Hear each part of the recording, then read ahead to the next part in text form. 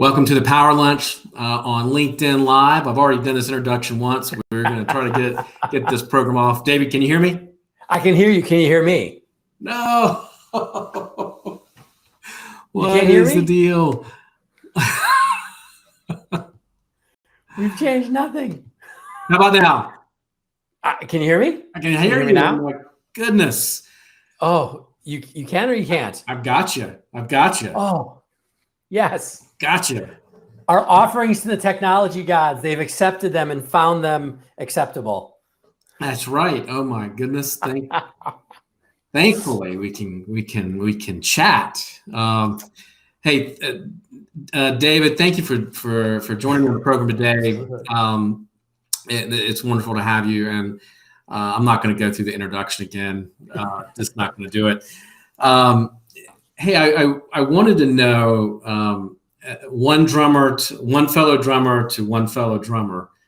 How did you and probably I think that we're probably kindred souls in a way because we probably we probably both want to be rock stars, right? There's a reason I called my company that. Right. So we're making up for it another way. We're trying to, how did you get the name D-Fish?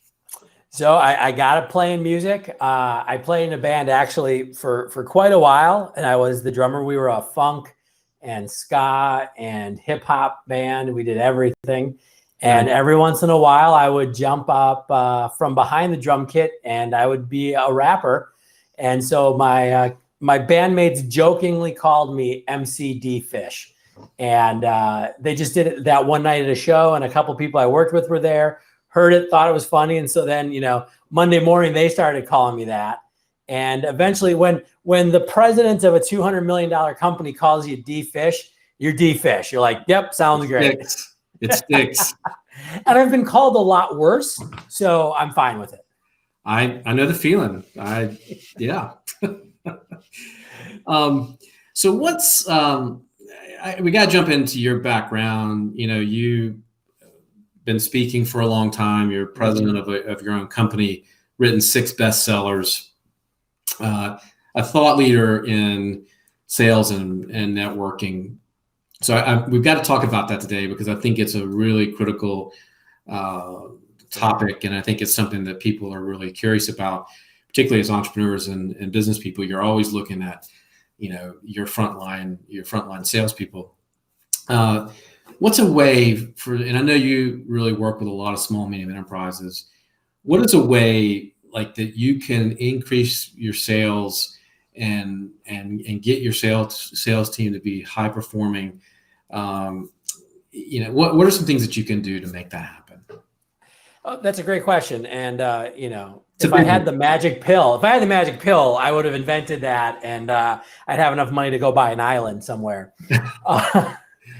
But joking aside, I think there's a couple things that, especially when you are, a small business, when you're a medium-sized business, there are certain things you can put in place. And I think a lot of it comes from an understanding of what the sales process is, especially if you're more of an entrepreneurial, you're more of a startup organization. You tend to sell in the beginning, if you're in charge, based on enthusiasm and charisma, right? You're excited, you're fired up, you go out there and maybe you can make it happen, but it doesn't scale well because all of a sudden you're trying to get other people to sell and they struggle. So one of the things that I talk to a lot of clients about is just the idea of putting in place sales program or structure or process, however you want to describe it, but just understanding that there has to be a playbook that everybody is working from, right? And that doesn't mean you have to script out every conversation, everything you're going to say, but your sales team has to know that, hey, this is the way that we go to our potential customers. This is the way that we do outreach. This is the way then that we do discovery and try to find out people's challenges. This is the way that we present our products and services as a solution to those challenges. This is the way that we close and we follow up and try to get the business. I think too often, especially leadership looks and goes, well, we have this product. Let's just give the salespeople, the specs and a list, right, to go call, and then they get frustrated when not only do the salespeople not sell, but then the management leadership doesn't have a mechanism which they can use to coach and help those people sell. Right. So a lot of it just starts there, like really asking, like, what is our process? Do we have a process? Because once you have that, I always say the sales equation is number of opportunities times conversion ratio sales, right? So you have to make sure you're trying to improve your conversion opportunity, which is having a process. But then it's also how we have more opportunities and legitimate opportunities to have conversations with people. And then that's about coaching to activity, right? And make sure that you are doing the outreach. But again, that's a much deeper conversation with the salesperson than what I find often happens is just, again, whether it's a sales manager, or if they're not big enough for a sales manager, it's the CEO or the founder or the COO, just goes to salespeople and says, sell more. Really? What a great idea. Right. And there's, I think, a little more complexity to the role. And, especially as what we sell and, what we're bringing to market, it has more complexity. They say there's anywhere from 6 to 10 decision makers in most B2B sales now. I mean, you've got to approach the process a little with a little more sophistication, let's say. And that's a good place to start for most organizations. What does that mean, though? A greater level of sophistication? So one of the things that I looked at in one of my books, Hyper-Connected Selling, was the idea of moving from a linear transactional sales process to what I call a sales matrix, a little more complex. There's a lot more inputs of information. I mean, people have information at their beck and call whenever they want. They go to their cell phone, they call up Google. So why I think this is important is, let's say the 70s, 80s, 90s, maybe early 2000s, selling was transactional. Salespeople had the information.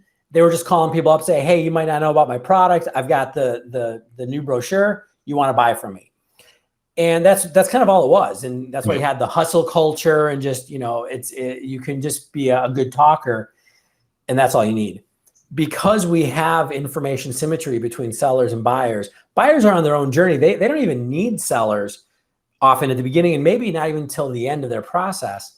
Okay. So if you're a seller just trying to be routine and super aggressive and just calling a bunch doesn't help, you have to be able to enter into their buying journey as a true resource, right? As somebody, I can help you make the decision around this you're trying to get a software platform for HR. I'm an expert in that area and I can help you make a better, faster, more effective decision than if you do it on your own. Right. You're helping them solve a problem, right? Yeah. You're helping to take something off their plate. Yep. And I think the sales world always paid lip service to that idea. Mm-hmm. But now it's, again, if you can sell something transactionally, I can get a bot and a website to do it better than actually having a human being do it. So where do humans come in? It's when the solution is a little more complex, when there's a number of different decision makers and stakeholders and actors involved in that. A lot of times organizations aren't even sure not only what the problem really is, but what the solution really is. That's where humans are great. And that's where I think salespeople, again, have to be a little more sophisticated than just, hey, I've got this very simple sales script and I'm going to keep calling people until somebody says yes. Are there tools that are out there that are really good for a small, medium-sized company? Are there tools out there that can really help you do this? So I think when you look at the tools that are available, obviously in the sales process itself, there's a lot of technology that in the last 10 years we've seen. So even just as simple as CRMs, like the number of small businesses or medium-sized businesses that don't even have a CRM is kind of astounding. So even just that ability to track conversations, to track your prospects, and again, this depends a little bit on what you're selling, but knowing, hey, I need to have the person who's going to sign the check and the end user and the decision maker connected to a single account so I can actually track that through flow. And so I can call somebody up and say, hey, I was talking with Bill. the other day, and he said that this might have been an issue. I want to address it with you. That's huge, right? Right. Just as simple as that. And I think that kind of conversely, and I mean, we're doing this right now, we're on LinkedIn, using platforms to continue to put yourself out there as that resource is also a really important component here. The idea of using, whether it's technology like LinkedIn, or, hey, even just writing a note to somebody, and, in the offline world, I call that the empty inbox, but finding ways where you can position yourself as that resource, so that when they do have the question, you're the person they call. I mean, I think those are both ways that you can use technology to be involved. The other thing I suggest to people is, to really, and this maybe is not a technology, but, spend time getting to know your business and your industry. Right. Talk about business acumen. You actually have to be a solution-oriented person, right? And so if you're going to sell to dentists, go find out what's going on in the dental world. If you're going to sell to financial planners, go figure out what their problems are. Whatever your, you can't wing it, I guess is what I'm saying. You got to actually put the time and energy in to having these answers for people. You got to bring value. You got to bring the real value to people now. Mm-hmm. And value, I think, it's always one of those words, kind of like love or freedom, right? Like everybody has a different definition. You ask 10 people, you get 11 answers. But one of the things that we're talking about right now is, what is value? It's, again, that buyer has a problem. And the thing that we don't always realize is that more information doesn't make for better decision making, right? In fact, the research shows that the more information we have, the more likely we are to make bad decisions. So when I say create value, a lot of times what it really is helping people, either make that decision process shorter, or prevent them from making the wrong decision, or even just, not necessarily giving them more information, but saying, here's how you can parse the information you have. Simplify it. Simplify it. An example I often use on the B2C side is buying a house, right? Something that we do maybe 5 to 7 times on average in our lifetime. Big, important decision, tons of stress, a lot of emotion. We don't necessarily even know what we're looking for. What does a real estate agent do? It's not, here's a list of the houses, because we can get that. I can get that online. It's, here's how you're going to make that process simpler. Let me talk to that customer and go, well, what are you really looking for? Or let me help you understand that when they say quaint and close to transportation, it's small and next to the highway. Right. And so that's what we need to do as sellers, be that person who again translates it into something useful. I call it being a sales Sherpa, be a guide up the mountain. That's a really good sort of concise way to visualize it, right? I mean, a real estate agent sort of ask you all the questions that they know they need to ask so that they get what they want, and they help you. They give you 3 or 4 choices at the end, right? Right. You see 3 or 4 things that fit your criteria, hopefully.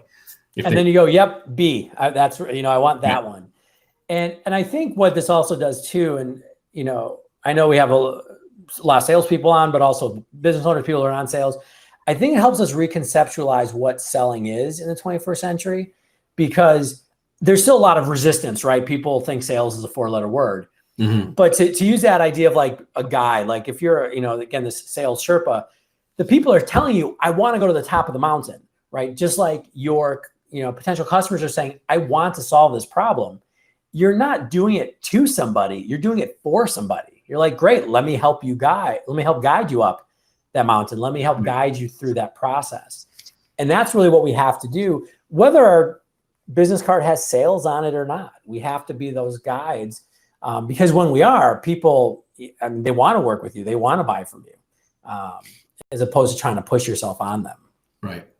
No, that makes a lot of sense. I mean, I like your analogy going back. I used to, one of my first jobs, I was a radio DJ, but I also was in the sales department during the day.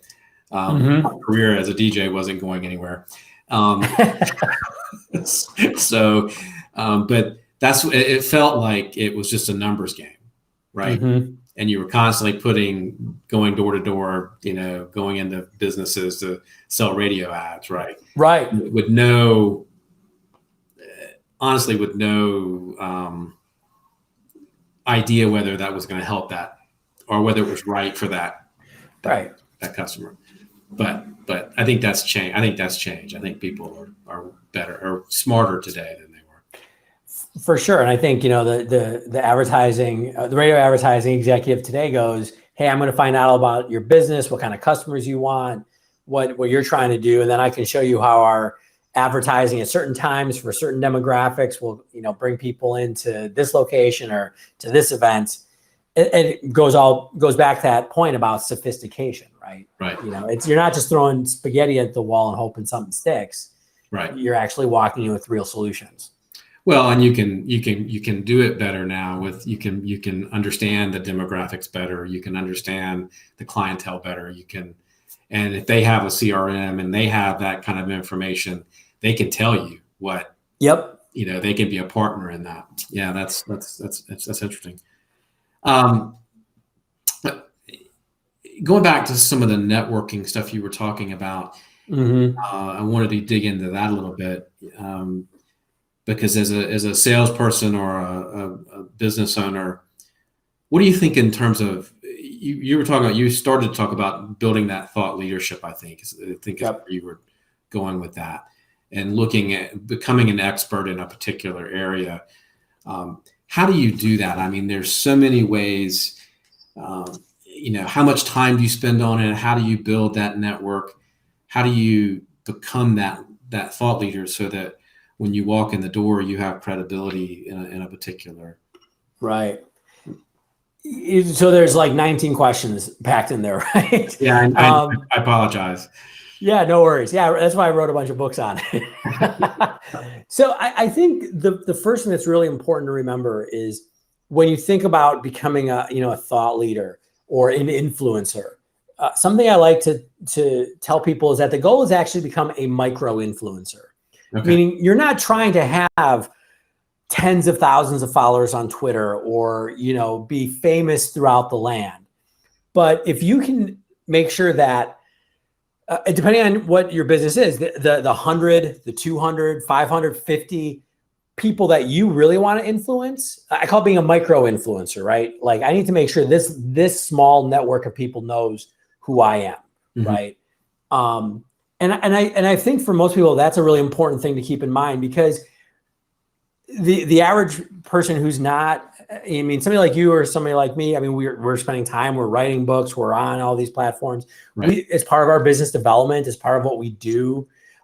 There's been a lot of work we've put in to get the skills to do this. Years. Right.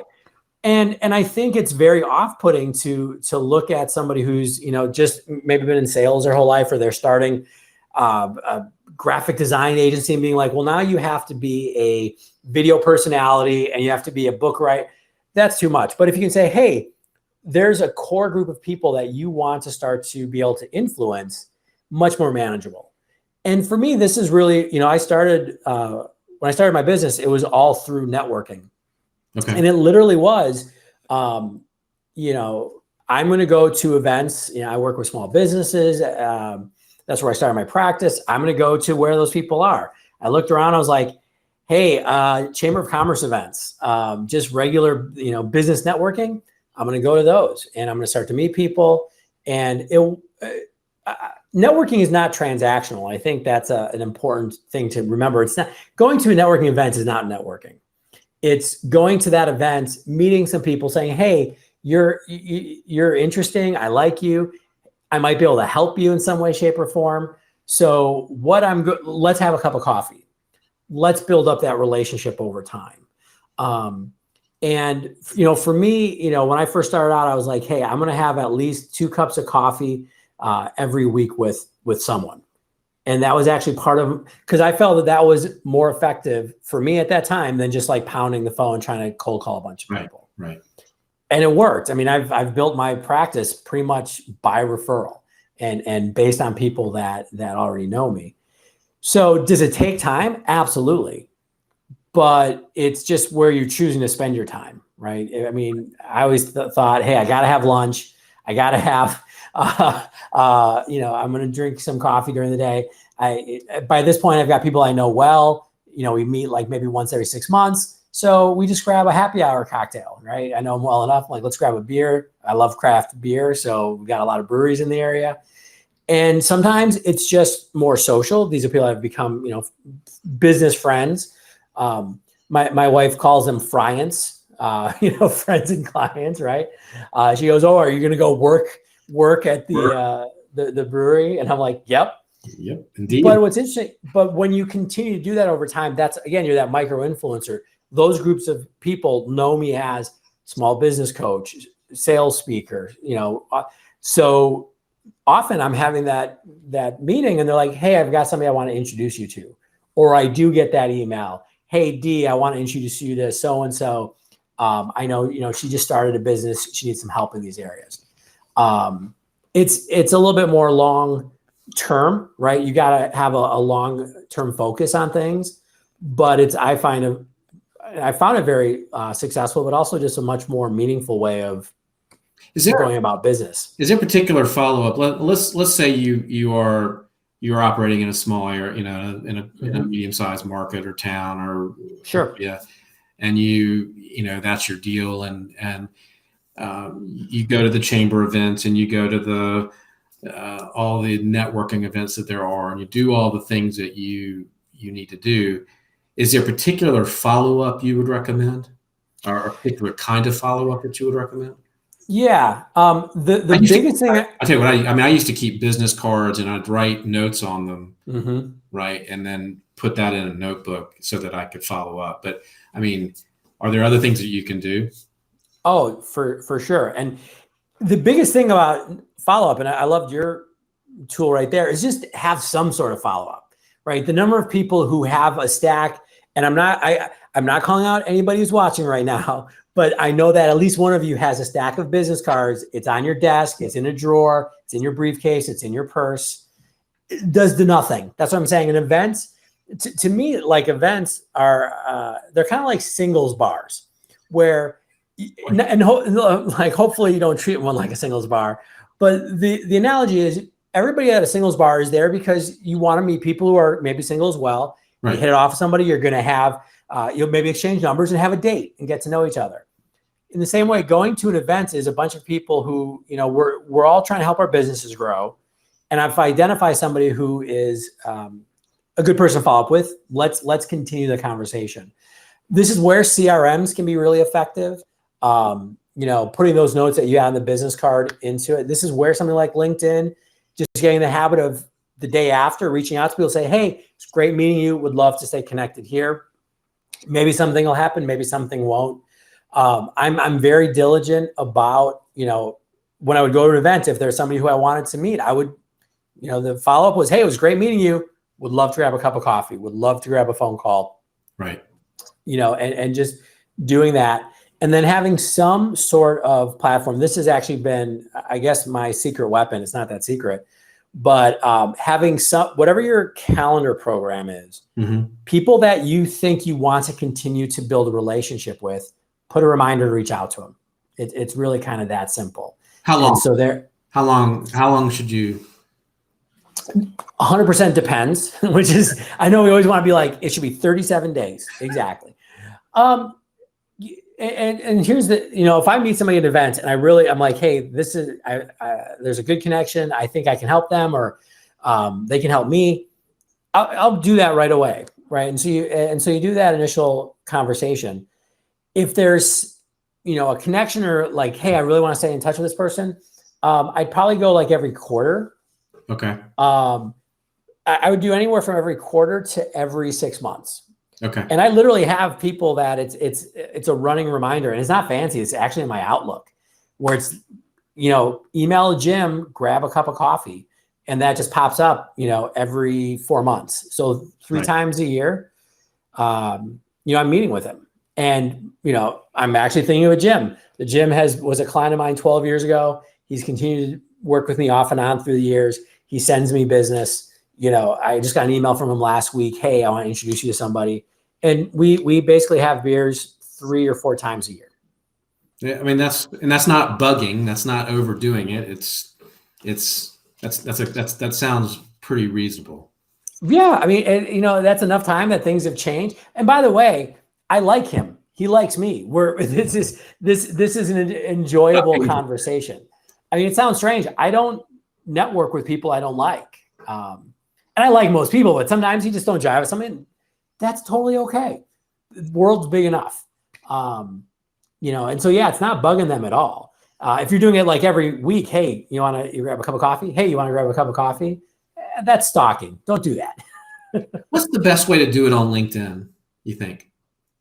So here's the question. Have you met them offline or is it starting online?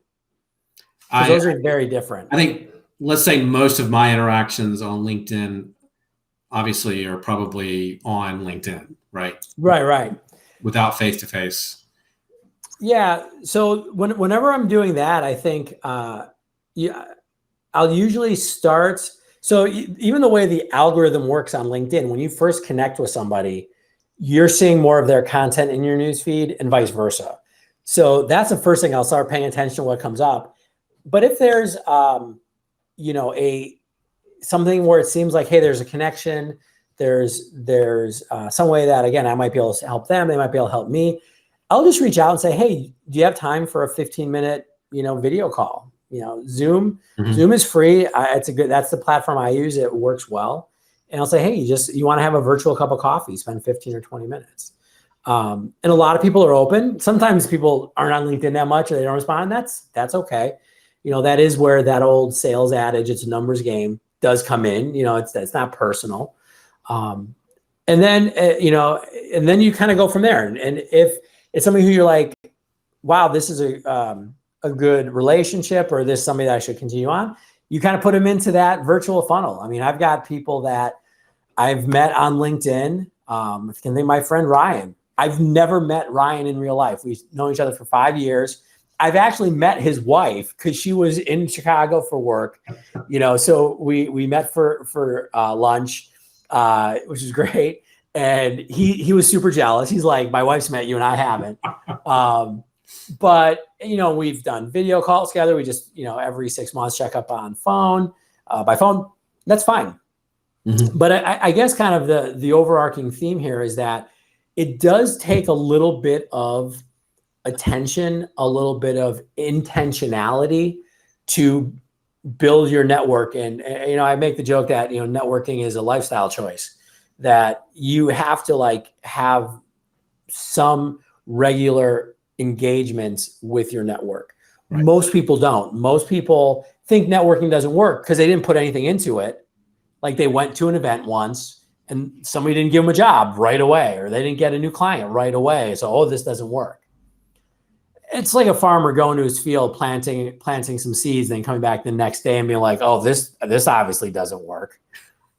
Right. You got to cultivate it. And it's the exact same thing. Yeah, that's true. And I mean, I think, for all of us that do this, if you're not engaging, if you're not reaching out to people and talking to people and spending time on the platform, it doesn't work for you. That's absolutely true. So if you're switching gears a little bit, if you're an owner, a business owner, sales manager, what is the key to hiring salespeople? What questions do you ask? What do you look for in a good salesperson? Yeah. So the approach I take,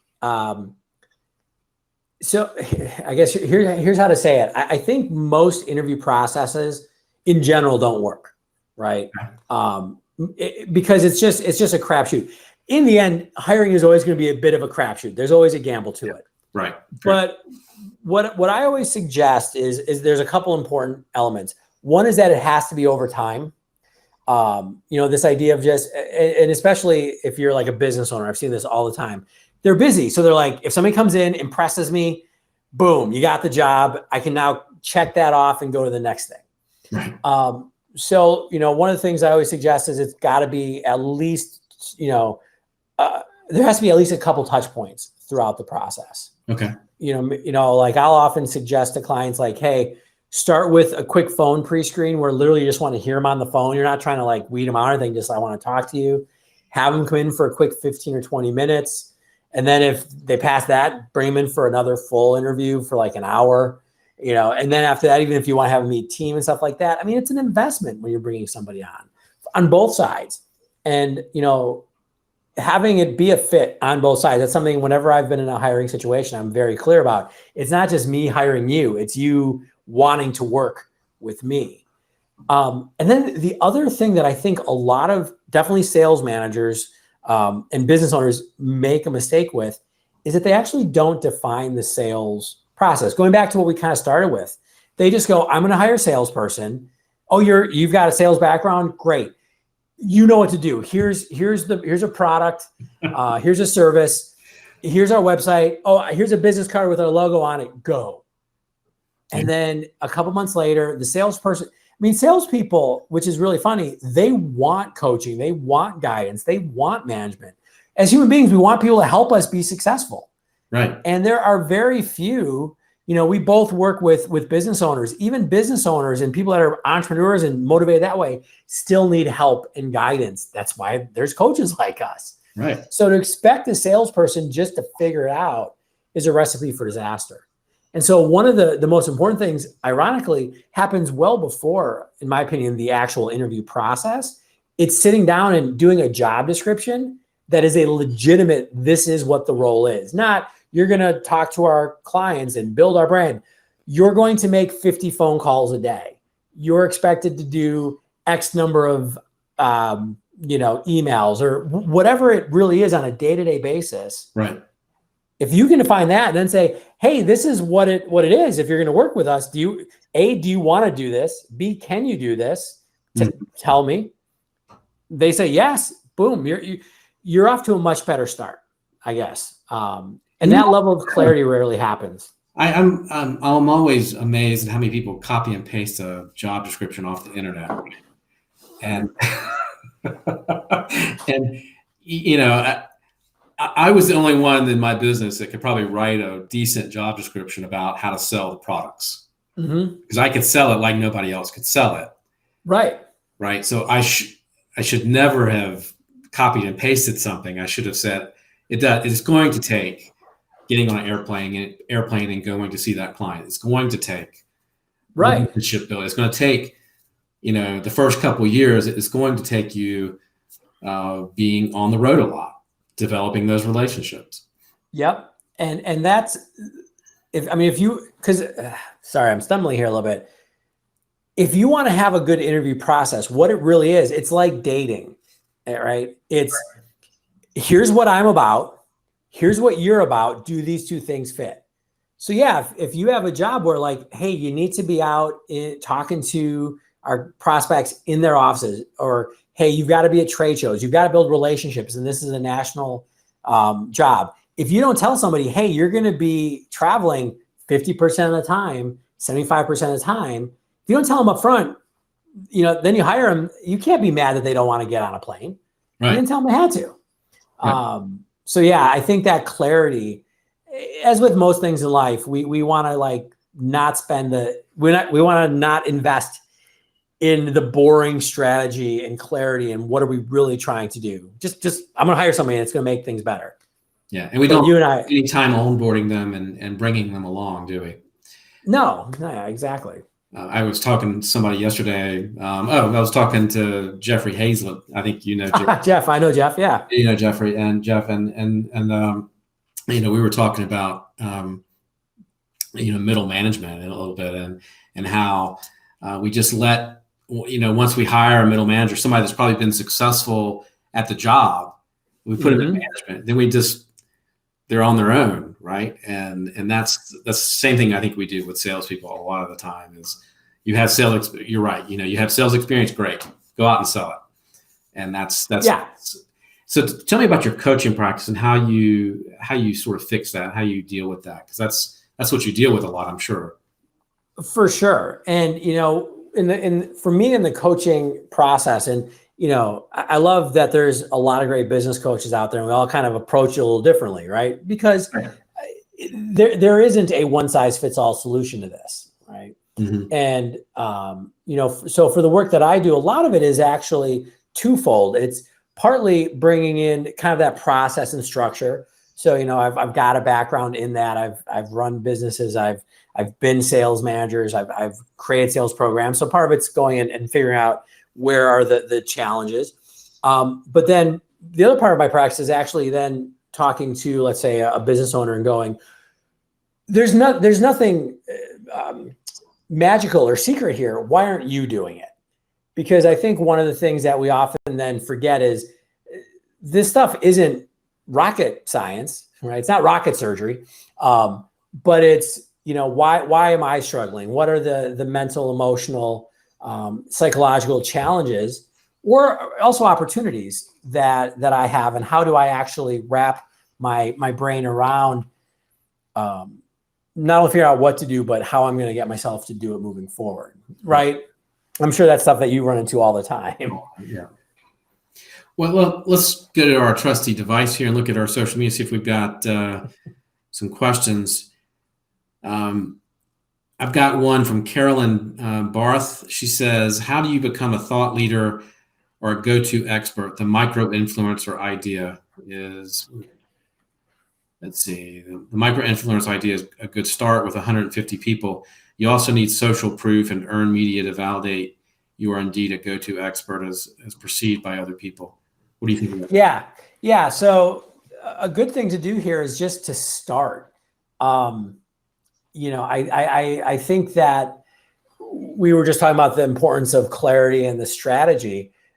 Absolutely. But then there's an aspect of just getting started. So for example, LinkedIn's a great place to do that. If you're like, hey, I want to start to become known to my network, I'm going to start, whether that's creating content or just curating content, I'm going to start posting. I'm going to start being active. A place I often tell clients to start on LinkedIn is like, just start engaging with other people's content, right? If you don't want to create stuff, but just be there, because what you're leaving is a trail of breadcrumbs, right? You're there. And then as you continue to do that, you're going to find more opportunities. Maybe you'll start writing some articles. You'll find some guest posting opportunities. If you're present enough, then maybe somebody reaches out to you and says, hey, will you be on my live stream? Right. You're talking about a topic that's important to me. And bless you.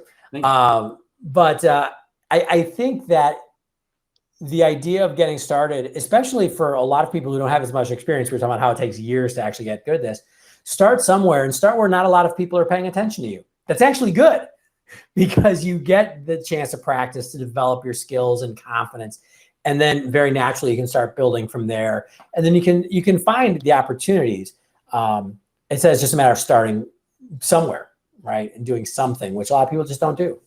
I made it a point when I first got started on LinkedIn, 10 years ago or so, to reach out to 10 new people a day on LinkedIn. Perfect. I thought could help me, grow my network and grow my influence. You do have to start somewhere, and you have to. I think you're absolutely right. I think everybody's shooting for the stars here, and I don't know that you have to have thousands and thousands of followers, and it's the engagement that's key, right? I mean, you see showing up. Yeah, you see all these people who have huge, massive social media followings, but little engagement, and that's not real. Right. No, I'd rather have 10 people that I talk to regularly than 1,000 that don't really pay attention. Right. And to your point, it doesn't take a lot of time. It just takes some. And you don't have to be everywhere. For example, LinkedIn's a big platform for me. Twitter a little bit. Facebook, I'm very rarely there, personally or professionally. Instagram, what's that? And that's not a judgment on any of those platforms. There's people who should only be on Instagram and never on LinkedIn. But it's just who your ideal network is to influence. I talk about business stuff. It makes sense to be on LinkedIn. If you're selling a lifestyle product or clothes, get on Instagram. Right. And Facebook, I don't know what you do with Facebook. And that's a whole nother lunchtime talk. Probably would involve a beer. Okay, let's do that.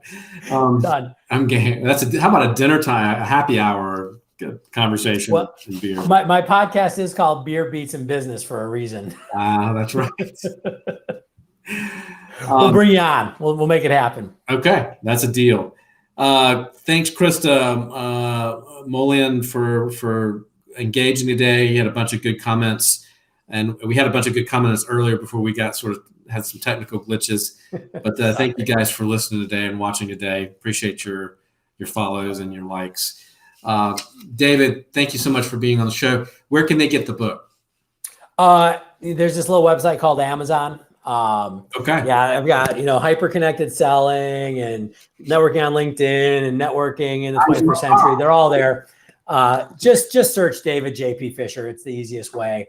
Or you can find me online at davidjpfisher.com. Or just reach out here on LinkedIn. Happy to connect with you. There's one more question I got to ask. I try to ask everybody this. What's the best advice you ever got? So, the older you get, the smarter your dad gets. So when I was 18, of course, I didn't think this was great advice, but it actually had to do with, I was trying to figure out where I was going to go to college and what my major was going to be. And he looked at me, he's like, just go get a good liberal arts degree. I was a history major. And he said, just learn how to think. He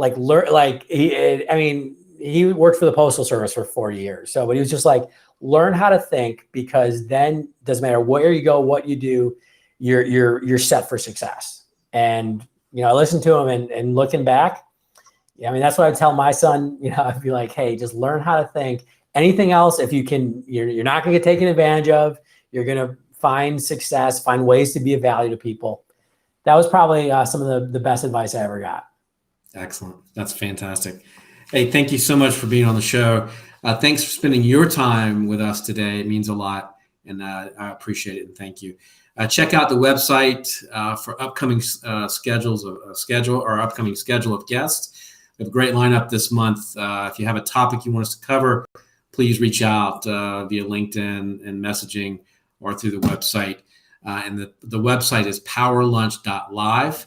And if you would like us to bring the program to your conference or event, please reach out via LinkedIn or through the website so that we can try to make that happen.